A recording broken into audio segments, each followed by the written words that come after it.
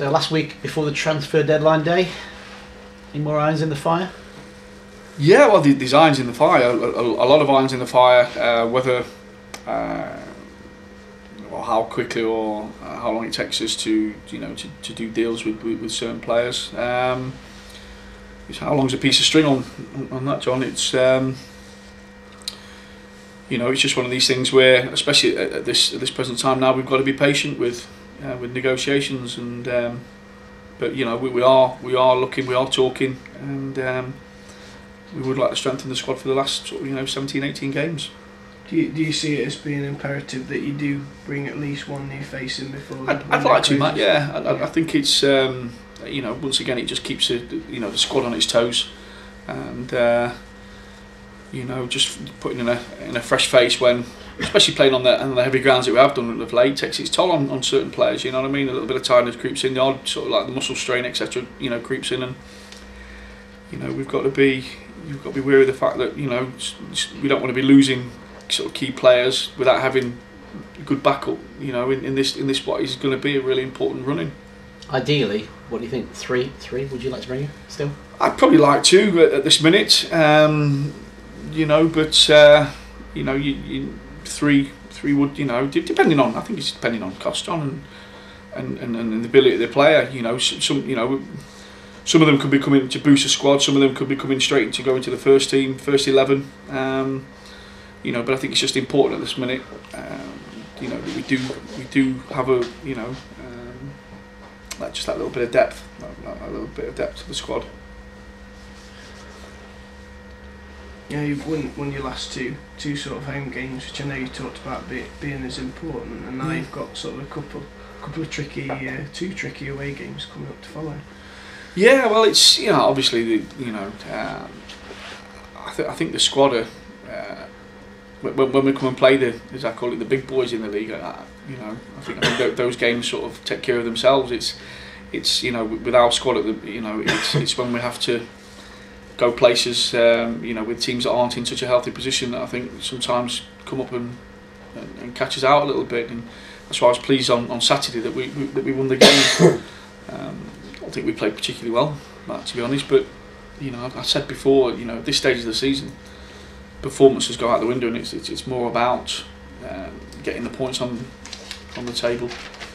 And afterwards you look at it, and we're still sat in a healthy position coming up to the end of January now. And we've been saying all the same things from the beginning of the season. If we're in that little pack that are chasing, anything can happen in these last sort of 17 games. We give ourselves targets like every manager will have done, and every squad will have done in this league. But we've got two tough ones coming up. They are tough games, but like I say, it's not an easy game in this league. And, I think on Wednesday night the pressure will be off us a little bit on Wednesday, because we're probably going to a club with the expectations probably a little higher than even ourselves. You look at the history and that Luton have got. I would have thought it's imperative they get promoted this season. Yeah.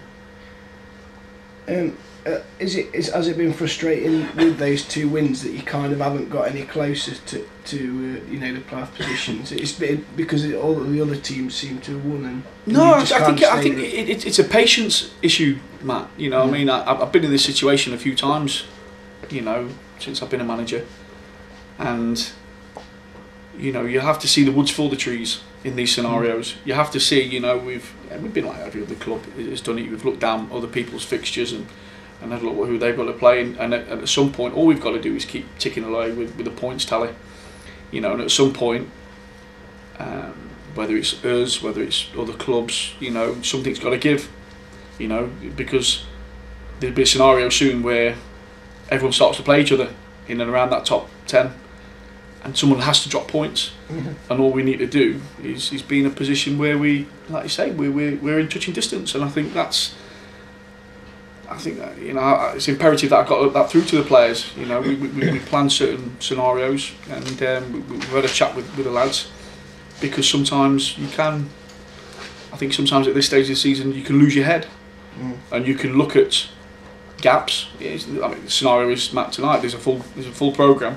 the points tally could get higher, and we could, the scenarios we could not get a result on Wednesday. The points tally is a bit bigger, but you know that makes the Ebbsfleet game important. You know, because other teams might be playing each other, and all of a sudden that points tally is pulled back in, and throughout the next sort of 17 games, the scenario becomes, well, the distance becomes tighter if you just keep focused and keep winning what I would call the important games. You talk about being brave, and draws aren't doing you any good. Luton away, is that the kind of place you think you can just go down there and take them by surprise and take the game to them, or is it caution that's going to be needed? I think with everyone, John, initially I think you have to set up to win a football match, you know, and we've never ever set up to go anywhere and draw games. What we have done, we've tried to be tactically astute, obviously, and nullify people's strengths and accentuate our strengths, you know. Luton, you know, I think Luton have only lost sort of 5 games all season. I think, you know, they're a potent force, especially on home soil. But you know, like I say, we've never set up to go and draw a game. We've always gone down to try and win a game. It's just been circumstances, and I think it's lack of concentration in both boxes that have cost us. You know, have cost us a high place in the table. You know, it's not tapping away some of the simplistic chances we created, and probably lack of concentration in our own box where we conceded late on. So, no, I think with the Luton game, obviously it's a different scenario to being at home, but you know, we're going to go and try and then win it. You know, we've never done anything else other than that. I don't think we've got that many players in the side now that can realistically go and be defensively minded. You mentioned there about the sort of cranking up of the pressure. I mean, and the fact that none more so than Luton. Do you think that could kind of play into your hands, because obviously you get terrific support from the crowd down there, but then they can also kind of turn on them a bit as well? Yeah, going on to that, Matt, I think, you know, when we talk about sort of pressure and stuff like that, I think the big scenario with this football club at the minute, Mansfield Town, is the support that we've had at home and away of late has been absolutely out of this world. And you know, I once again I said, and I'm probably going off a tangent here, but I said that the supporters would have a massive impact in what we achieved this season.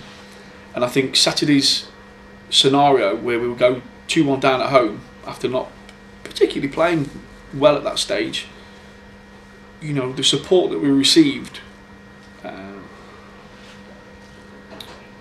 I'll be totally honest, I think added to the fact that we won the game.